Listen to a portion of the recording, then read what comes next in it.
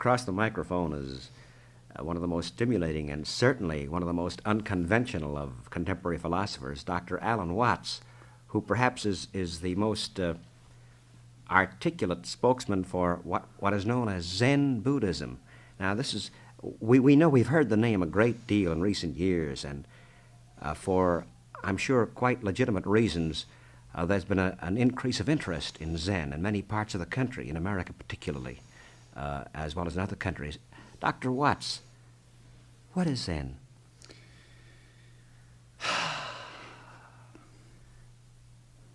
You know, if I answered you and tried to make it clear, it would be a hoax.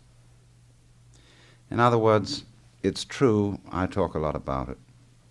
I wouldn't like to call myself a spokesman for it, because I'm not trying to sell it. In other words, I'm not trying to convert anybody to Zen. Strictly speaking, Zen's a form of Buddhism, Chinese form of Buddhism, which now prevails mostly in Japan. And it's had a great influence over the centuries on all kinds of aspects of Chinese and Japanese culture, especially on painting and architecture and the designing of gardens.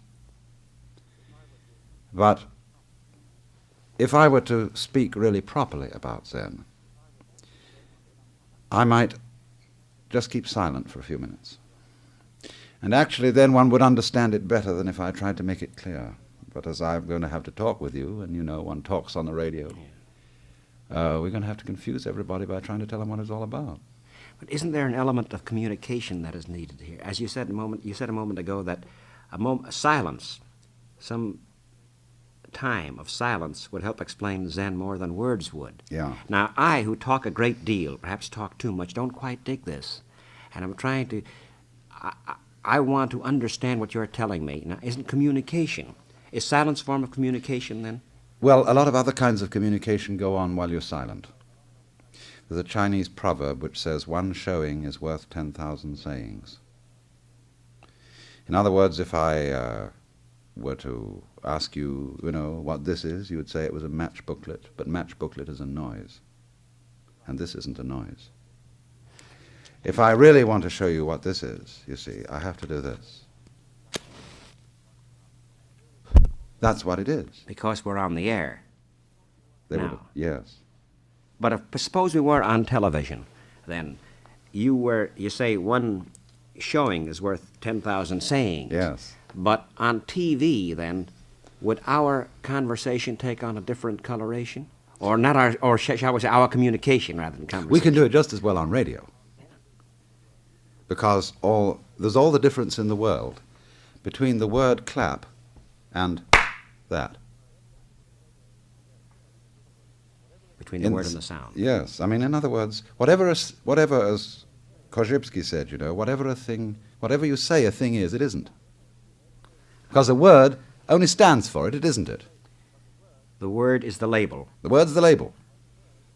The actuality is something entirely different. That's right. Now, part of the function of Zen is to wake people up to that. Because as soon as we begin to talk and to begin to think in words, we begin to confuse the signs with what they point to. And, supposing you started eating the menu instead of the dinner. Or like people with money, Money is not good for anything except papering the wall, if you consider money as anything more than a mere symbol of wealth. But you know how it is, you go to the supermarket and you buy the groceries for the week, and this long spiral of paper keeps coming out of the cash register, getting longer and longer and longer and longer. Yes. You tear it off, $30, please. And you part with $30 Yes. and feel crestfallen, but you don't notice what you got in the basket. That's the reality, but you parted with the money. Now, if you get crestfallen because you got the goods in the basket and you lose the paper, you're upside down.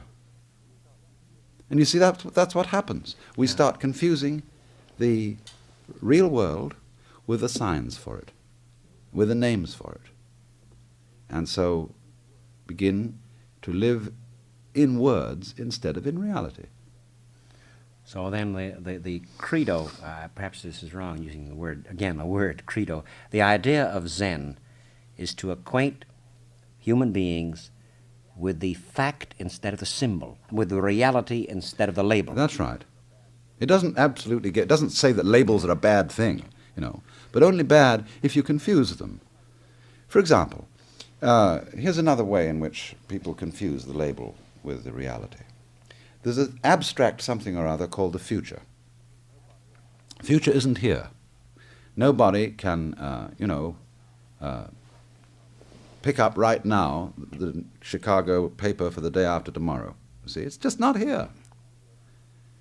And yet most people are living for it. In other words, doesn't matter how well you're situated at the moment.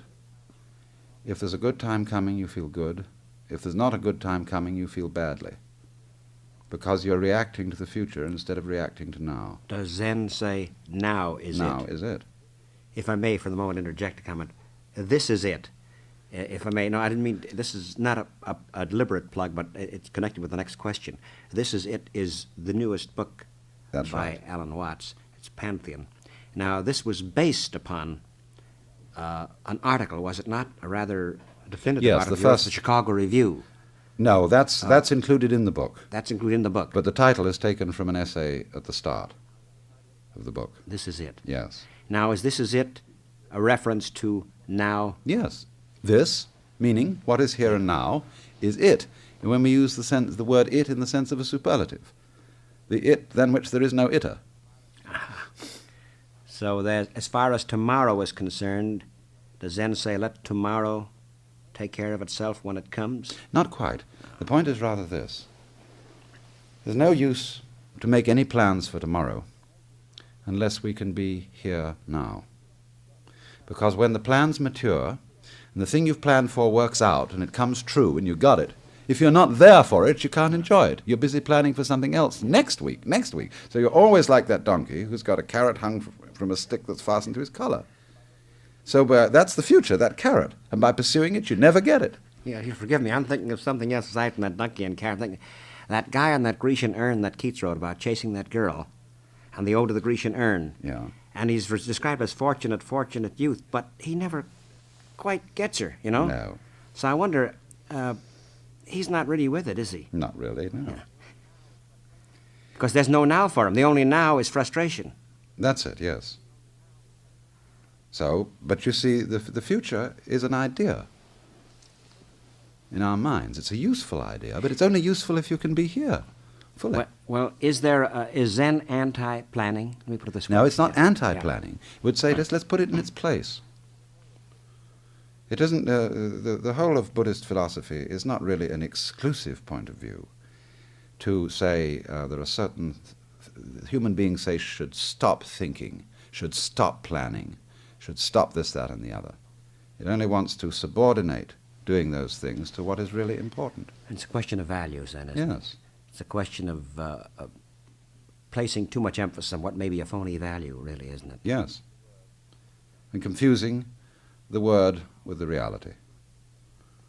How can a man in the Western world, a man living in Chicago, with the pressures being what they are in our world and our society, practice Zen and be the happier man as a result of it now?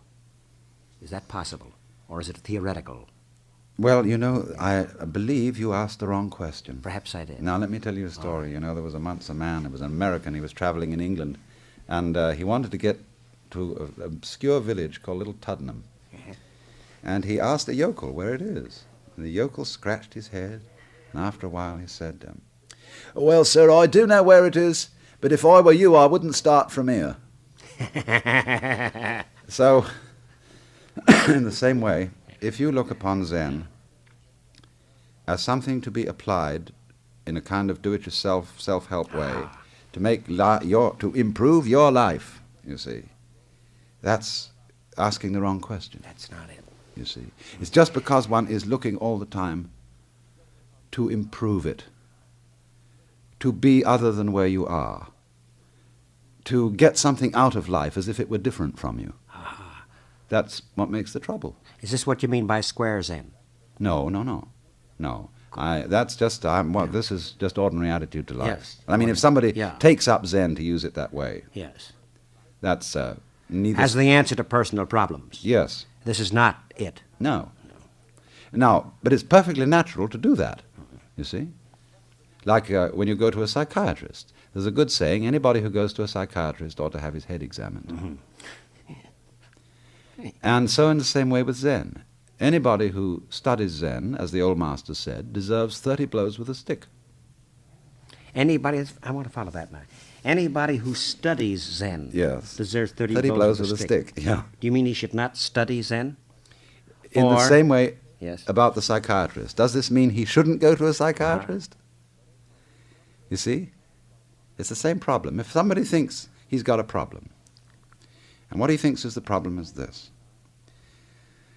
I find I'm trapped by life, and I want to get out of the trap. I want to get out of trouble. I want to get out of suffering. I want to be happy. In other words, fix me.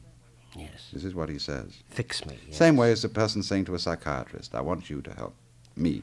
Well, you use the verb fix. That's rather interesting. Fix me. Yeah. As a drug addict might say. He wants his fix. Sure. Fix me. Yes, he wants his fix. And this one is as unrealistic or as unhealthy as the other. Or is that a bad word to use? Unhealthy. Unhealthy in that it is not...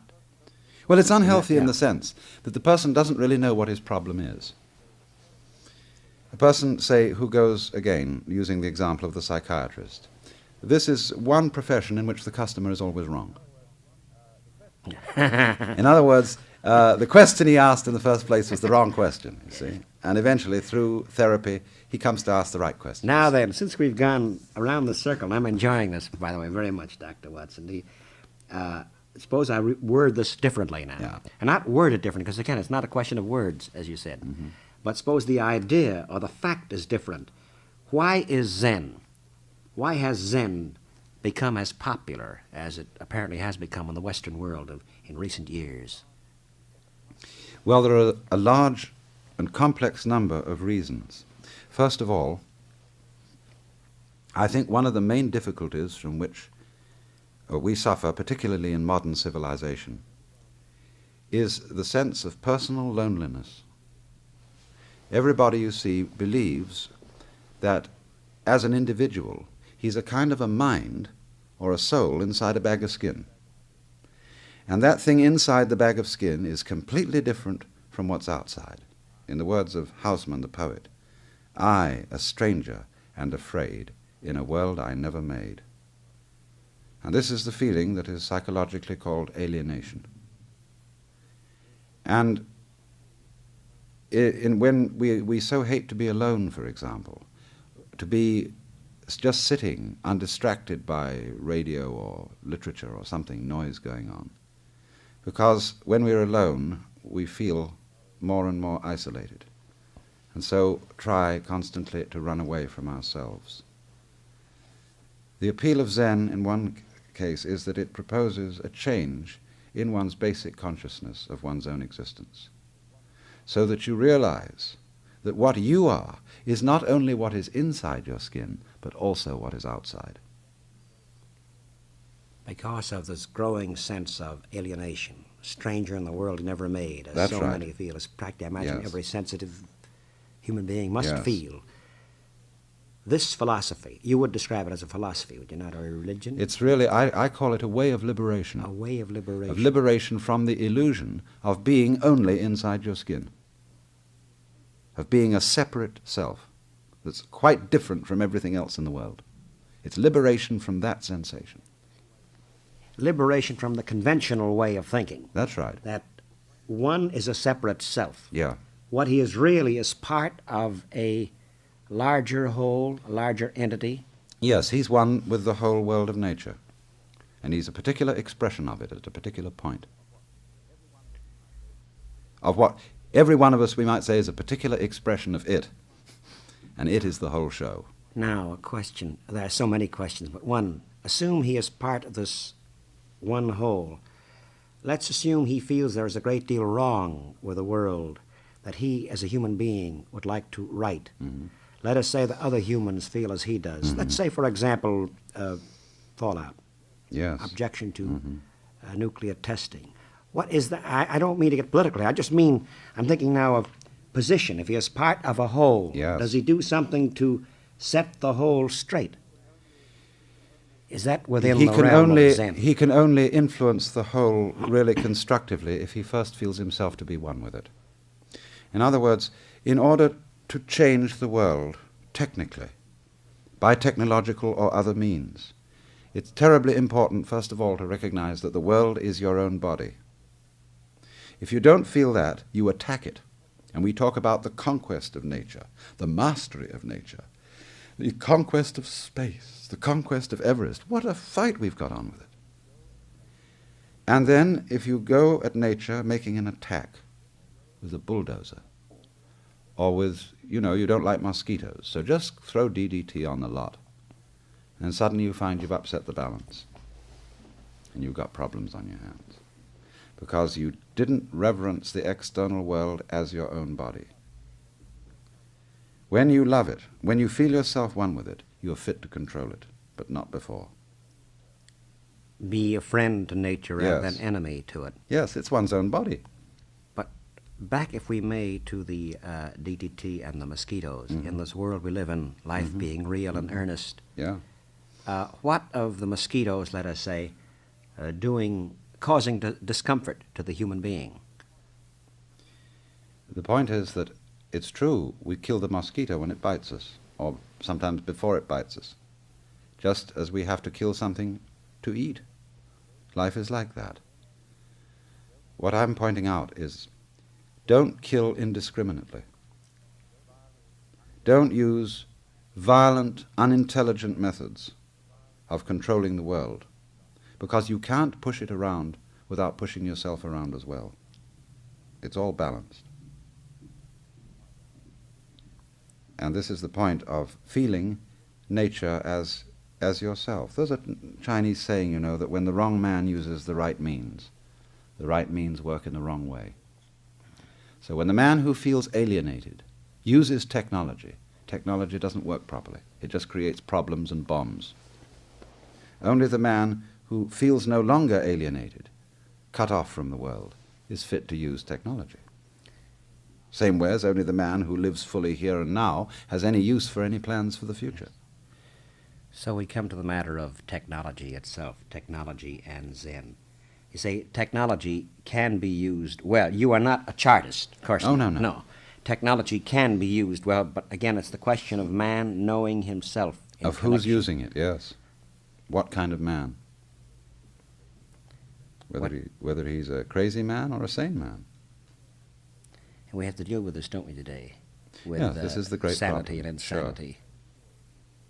And so you see, for this reason, this is, I think, one of the causes for an interest in not only Zen, but all kinds of Chinese and Indian philosophy on the part of Western people.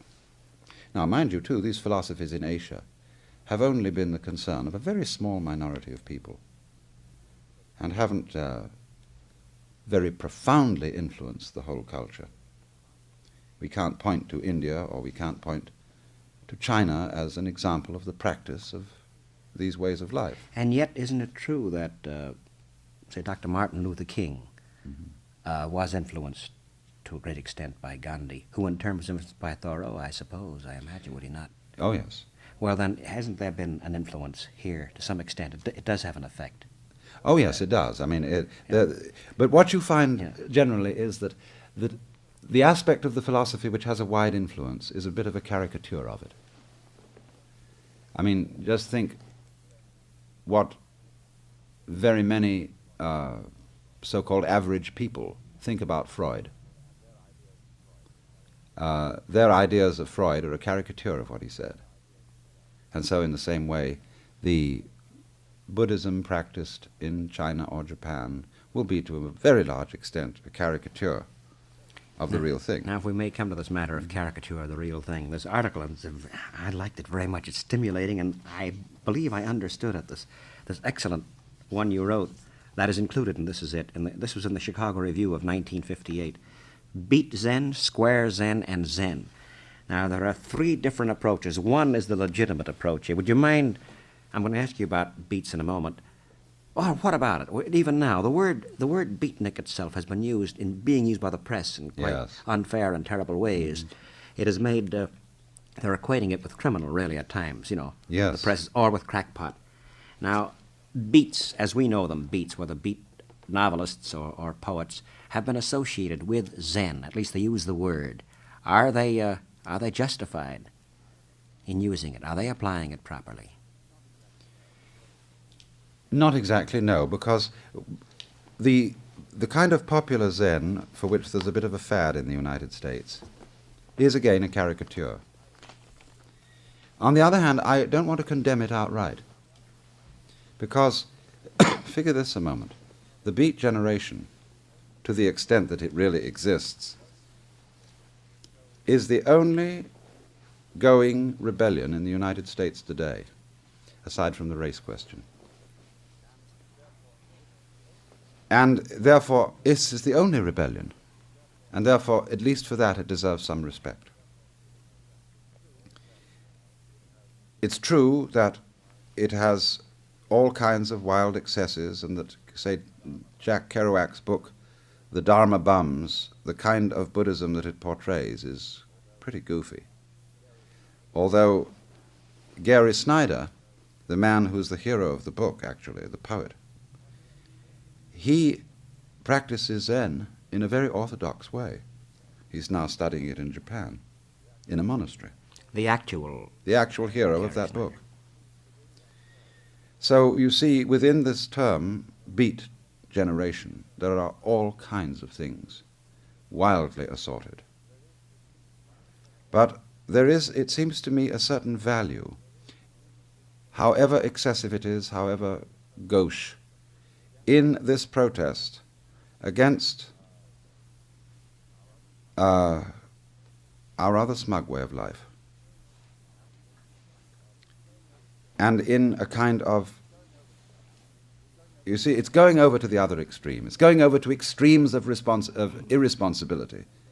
And this is the way things work. They always go back and forth, and the hope that we'll find a balance.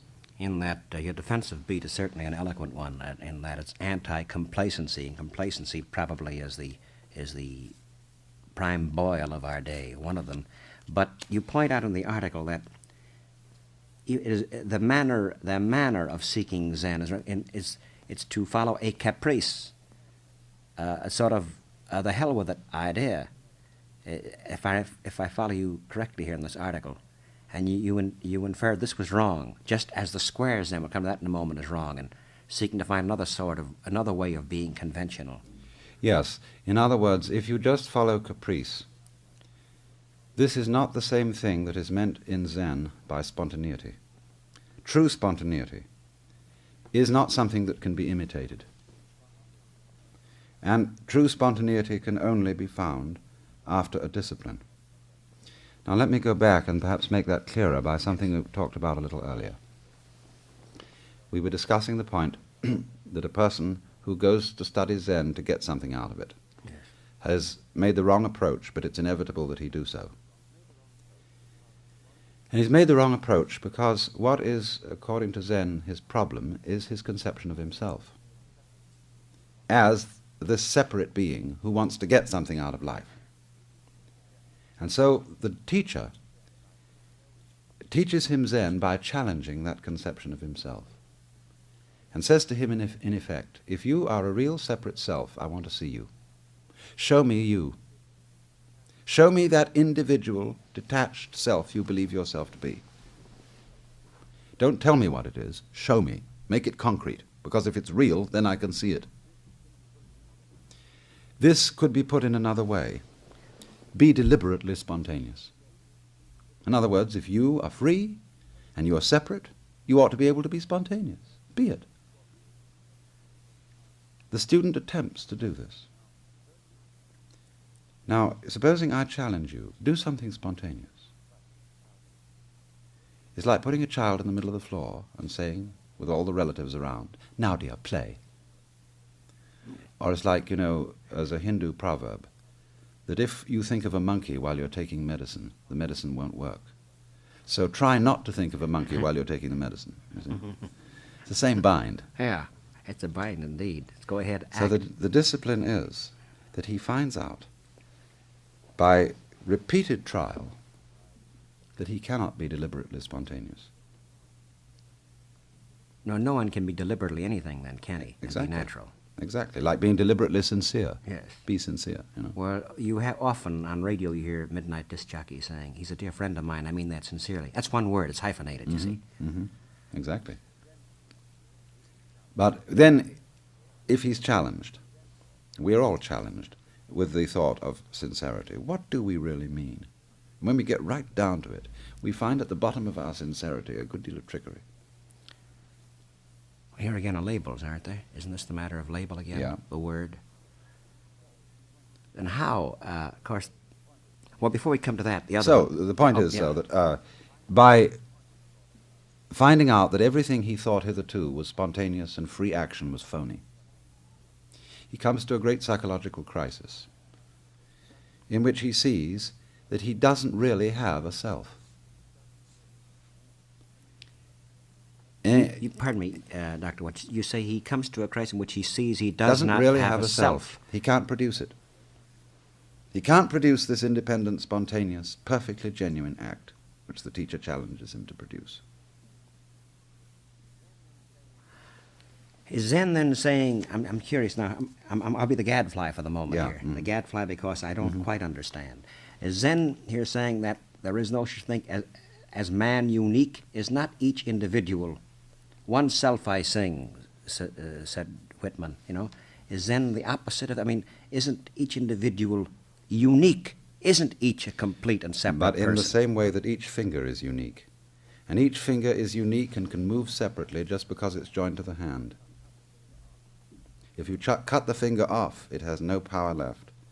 Its uniqueness, its life has gone. So in the same way with man. If he really were the way he feels himself to be, he'd be a dead duck. Fortunately, he isn't that way. He is connected with the whole world of nature. And with the whole world of man, too. Yes. Then he is an individual. He is unique up to a certain point. He is that. Yeah. As a finger is unique. But he is part of a whole larger body. That's right. That's what I remember Preacher Casey in Steinbeck's Grapes of Wrath. I guess we're all part of one big soul. Mm-hmm. Back to other aspects of Zen being misused. We'll come back. Beat the beat, then, as you say, you have no intention of attacking it, since rebels are needed. Yes. And they're rebels. What of you use the phrase square Zen? I hear as someone who is a status quo figure who seeks to practice Zen. Well, this is what I would call simply the imitation of Japanese Zen in its most orthodox form. There are Americans who take up Zen just as it is in Japan. And I feel that this is exotic. In other words, just in the same way that tea has become a very normal part of our culture. So I wish Zen would seep into our culture as tea has, in a very natural way. We'll take it and see. Because, yes, I mean, you know, what happens, will happen if we imitate Japanese Zen is that Japanese people will come over here and build Zen monasteries in very classy Japanese style, and there will be an exceedingly exclusive and snobbish cult Yes. of that kind of thing. And I feel this is unnatural. So again, we come to naturalness. The word, isn't the word here, isn't one of the key, again, using word, the key idea? Yes, is natural. Naturalness. Yes, or as it's called, I like it in its literal form, in Japanese, buji, which means nothing special. Nothing special. Nothing affected. And so a loss of self-consciousness. Mm-hmm. Nothing special. Now we come to another aspect. In here, you mentioned in this excellent article, now I'm sure in This Is It, that it's a human thing, it's a natural thing, it's an ordinary man idea, in contrast to the practice of Indian philosophy, the yoga, Yes, for example.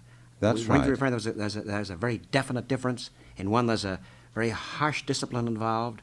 Well, there's a discipline in Zen, too. But the ideal is in a way perhaps different, or different from some kinds of Hinduism.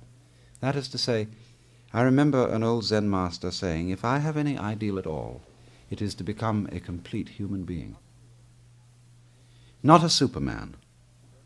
In other words, you don't make a perfect circle by turning it into a square. So in a way, you don't make a perfect man by turning him into something that's not human. So, but nothing special doesn't quite mean natural in the sense of, lacking color or being ordinary. It doesn't mean that at all. Not ordinary in a pavement sense. And it doesn't mean affected naturalness, as when a person plays the role of being a regular guy. You know, Joe College and all that sort of thing. It's not natural in that sense either. It's the naturalness of a person who is no longer, he's been through this disciplinary mill, and he's found out through trying to be independent and to be separate that it's impossible. So he gives up. And with that giving up, he, as it were, he gives up himself. In other words, his selflessness is not an act of virtue. It's realizing that we have really nothing else that we can be. I mean, there is no need for him to justify himself. He need not be, there's no self-righteousness involved here. That's right. What of the matter of right and wrong, of evil and good? Does Zen see both of these as part of two sides of the same coin? It is often said that Zen is beyond good and evil. That doesn't mean it's against them, or against ethical standards. The point is, however, this. Zen people do not feel that the great universe is on the side of good as against evil, or evil against good. You go out and look at the stars at night. You don't criticize the constellations for being well or badly arranged. They're just wonderful as is. And we live in that world too, the world of great nature. You don't criticize the valleys for being low or praise the peaks for being high. And so there are heights and depths of man that are just like that. But there is another, as it were, more restricted world in which good and evil are important. But I would think that in Zen, or in any form of Eastern philosophy, you would consider the rules of conduct like the rules of grammar. We have to keep the rules of grammar to understand each other, so we have to keep the rules of conduct in order to get along together. But if you call in, say, God to take the side in moral disputes, and you put God on the side of the good, this is doing too much. And this is the good as one side sees it. As one side sees it. Again, to quote a Chinese proverb, don't swat a fly on a friend's head with a hatchet. The instrument's too powerful. And we have powerful instruments today. Yes. More powerful than a hatchet. Yes. Then, of course, this is the leading question, of course. You see Zen perhaps as more applicable today, more necessary, I suppose, than ever before in the history of, very checkered history of humanity. Again, if you ask me, is it necessary? You see, this puts it back into the utilitarian form of discussion, of, trying to get something. And it's only when this feeling of isolation from the rest of the world, which results in our trying to battle the world and knock it into shape, it's only when that goes that Zen is intelligible. There's a metaphor you use somewhere in the article here about as a cork upon the waters. Mm-hmm. You mean to be as buoyant and as natural as that is? In a way, notice that when the cork and the water move in perfect unison, the cork doesn't wait for the water and then follow it. In other words, there's no hesitation between the movement of the wave and the movement of the cork. They go together. Now, this isn't a symbol of the passivity of the cork to the wave. I was about to ask that. It's a symbol of the perfect unity of the two movements. It's like two dancers who have danced together for a long time, know each other very well, and as a result of this, it is no longer apparent who is leading and who is following. They just dance together like one body. This describes as a metaphor for the way it feels when your consciousness is changed through this sort of discipline. When you feel one with your environment. You don't feel that you are pushing the environment around. You don't feel that you're being pushed around by it. You feel you're moving together like dancing partners. So it's not a way of life of resignation. No. I mean, there's not resignation No. or passivity involved here at all. That's right. Rather a oneness with... It's a oneness of the organism man with the environment nature. A question. I'm just thinking again of beat Zen, square Zen, and individuals, people seeking a solution to their problems and not finding it because they are seeking it. I'm thinking now, we speak of Oriental philosophy, its effect on the Western world. Assume a case of a young Buddhist in Tokyo, a boy, who finds things that his people are pretty complacent. Is there a danger of his becoming a square or beat Christian? I'm just thinking, can the shoe be put on the other foot here? I wouldn't quite make this comparison because Zen and Christianity are not comparable. They're not two things of the same kind. I call Christianity a religion, but Zen a way of liberation. It's like, if you had a book on birds and you suddenly came across a chapter on rocks, you wonder, this book kind of mixed up. So in the same way, when I read a book on comparative religions, I get that feeling because they include things in it which, if you call them all religions, the word's too big to mean anything. Here again, the label on the word is wrong. Yes, Zen is much more like psychotherapy. It isn't exactly like it, but it's more like it. And I don't think we would talk of psychotherapy or Christianity as alternatives. Or in the same way, Zen is like the art of the oculist. He corrects bad eyes. Zen corrects out-of-focus minds. Then what of Zen and psychiatry? It's a funny thing. There's a big 2-volume book just come out called The American Handbook of Psychiatry. It has a full article on Zen in it. Not, as you might think, listed under current mania, but under contributions from related fields. It also has a full article on various forms of Oriental philosophy. And I've spent much of my time in the past 5 years going to medical schools and speaking to the staffs of psychiatric hospitals, both here and in Europe. And there's a tremendous amount of interest in this sort of thing among the psychiatrists. Now, there are a large number of reasons for it, but it basically comes down to the fact that the psychiatrist is becoming more and more interested in the possibility that what we call the normal conception of human personality and the normal state of self-consciousness may not be the only possible one, or may not even be the healthy one. You mean normal as we have normal been as conditioned we to know understand it, yes. In other words, I often think, a psychiatrist's idea of reality, especially the kind of psychiatrist who's afraid of this sort of thing. Reality is the world as seen on a bleak Monday morning. Face it, boys, And they're terribly anxious to preserve this conception of reality. But there are other psychiatrists who are not the square psychiatrist. The square psychiatrist, he is the apostle of official reality. Yes. And if you don't feel a reality in the official way, you've got to be a He says drunk. adjust, does he Yes, not? adjust. To what? To the official version of reality. But the creative psychiatrist realizes that the official version of reality is what's crazy. Yes.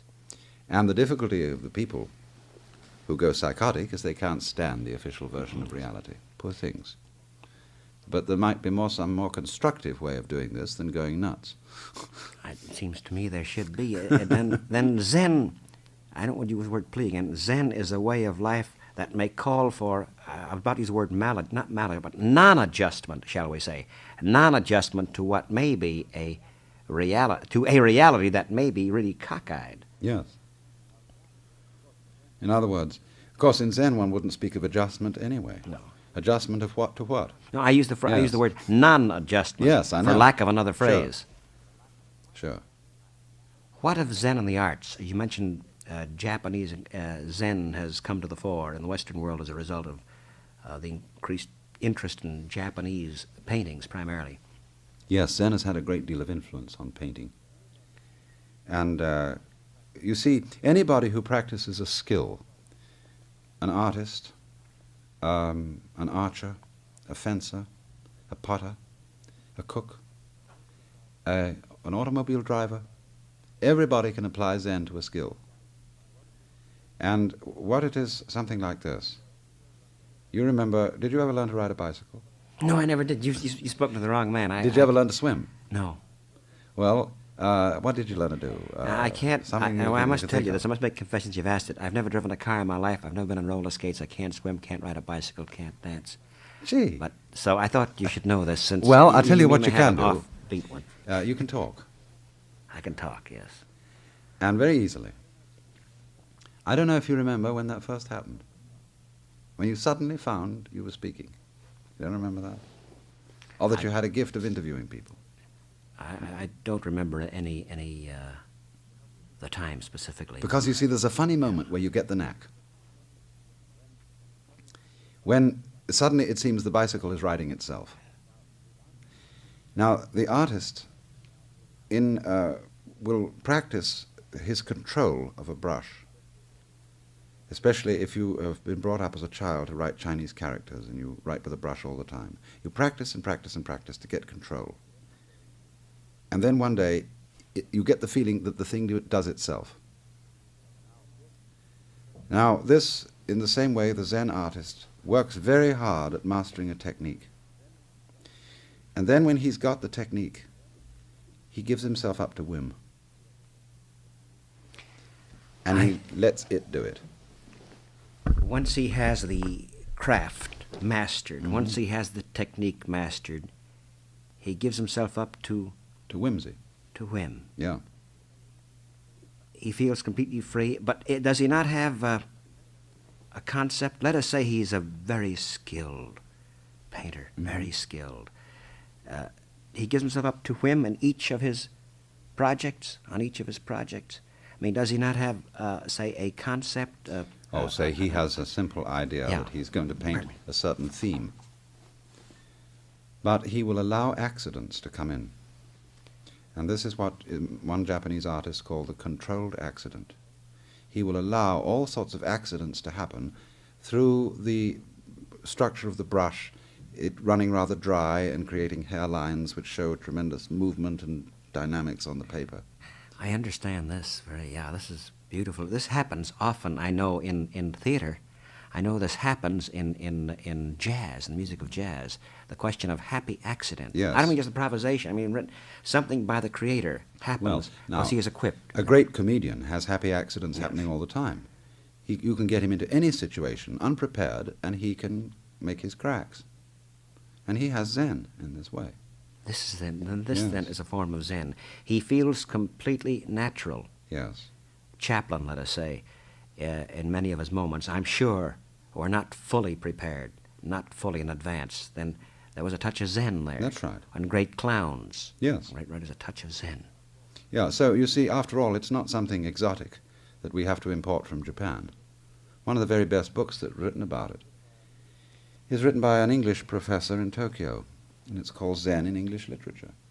And it's illustrations of Zen from Dickens and Shakespeare and Wordsworth and Blake and Robert Louis Stevenson and so on. And it's a very good book. So, we can't learn anything if it has to be imported. There's a Chinese saying, that which comes in at the gate is not family treasure. Wherever it is. You have to have it in order to understand it. To him that hath shall be given. To him that hath shall be given. Shall be given. So you have to have it to understand it. Yes. And I'm not going to ask this question, how do you get it? Because I asked a different form earlier and was told. Now, if we may, back in Zen and the arts, I'm thinking there's something in your this excellent piece again. You speak of Zen, the Chinese Zen, as ordinary, nothing special. He is humorously, there's a humor here, is there not? Yes. In Zen. He is humorously human, like the Zen tramps portrayed by these two Chinese figures. Liang Kai, yes. And I was thinking of two other tramps in recent American drama, and I think of Waiting for Godot and Beckett. And I was curious, is the writing of Beckett, now maybe I'm way off here, I think of the two tramps. I thought of the two tramps as the humor, and there's a sadness, and there was a naturalness, but there was something else involved there too. I felt resignation. Perhaps I'm wrong. Is there a Zen approach there to Beckett's writing in Waiting for Godot? It's interesting, this. You always think Beckett is just about to make it. But there's more, isn't there, an element of a certain resignation? You see. That's un-Zen-like. Yes, it is. Because in Zen you don't resign to nature. You discover there is nobody to resign to nature. In other words, man and nature are not apart from each other so that man has either to kick it around or resign to it. They are together, like the cork and the wave, or the hand and the fingers. And the Zen tramp is a kind of a symbol. You see, very often the fool and the wise man are the mirror images of each other. Very, very wise people sometimes seem foolish. Very, very great people sometimes look like sinners. And so the image of the drunk is often used. Spinoza, the philosopher, was called the God-intoxicated man. And the Chinese philosopher Zhuangzi has this story. He says, when a drunk man falls out of a cart, though he may suffer, he does not die. Because his spirit is in a condition of security, he is not aware of falling out of the cart or of riding in it, and so he does not suffer from contact with objective existences. If such security is from wine, how much more from spontaneity? Now I understand your dedication in this book, The Way of Zen, by Alan Watts, an earlier book of yours, a mentor book. You say, as you were describing the drunk, who does not suffer because he does not at that moment have a self-conscious. That's right. You dedicated this to your three small children, to Tia, Mark, and Richard, who will understand it all the better for not being able to read it. Yes, now let me tell you a specific story about that. There was a Chinese philosopher, a great student of Zen, who visited me just after that book came out. He took Tia, the little girl, aside and said to her, once upon a time there was a man who kept a goose in a bottle.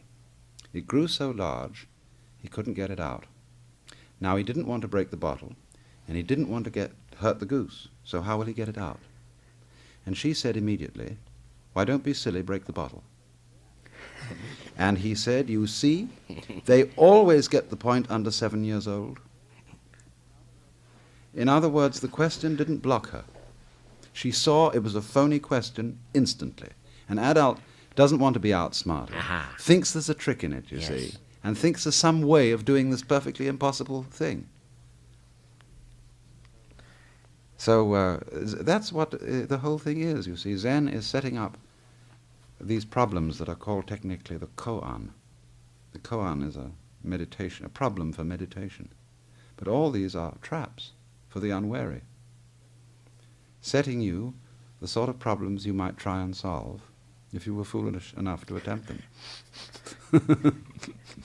I know, Dr. Alan Watts, you've been one of the most stimulating guests we've had in a long time, and one of the most provocative in a very quiet and yet sort of way that catches up on people. I feel pretty relaxed right now as I'm talking to you, and you haven't mesmerized me, hypnotized me, anything of the sort. It's just, I find the conversation intriguing. I think I dig. I don't really dig it, but I think I'm close to digging part of what Zen is. The question of practicing it would be something else indeed, I think, the difficulty. But of course, our ordinary life presents us with all kinds of opportunities to practice.